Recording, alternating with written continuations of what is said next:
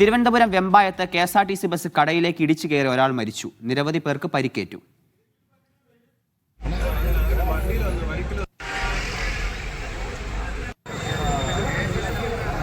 വിവരങ്ങളുമായി RB സനൂപുണ്ട്. സനൂപ്, ഈ അപകടം എങ്ങനെയാണ് ഉണ്ടാവുന്നത്? ബസിന്റെ നിയന്ത്രണം നഷ്ടപ്പെട്ടതാണോ? ഒപ്പം തന്നെ ഈ പരിക്കേറ്റ ആളുകളുടെ നില എങ്ങനെയാണ്? ഹരി, ഇന്ന് വൈകുന്നേരം 4:30-ക്കാണ് അപകടമുണ്ടായത്. വെഞ്ഞാറമൂടിനടുത്ത് കൊപ്പത്തെന്ന പ്രദേശത്തായിരുന്നു അപകടം. ബസ് ആദ്യം വെമ്പായം ഭാഗത്തേക്ക് വന്നൊരു സ്കൂട്ടറിൽ ഇടിക്കുകയും അവിടെ നിന്ന് നേരെ കടയിലേക്ക് ഇടിച്ചു കയറുകയുമായിരുന്നു.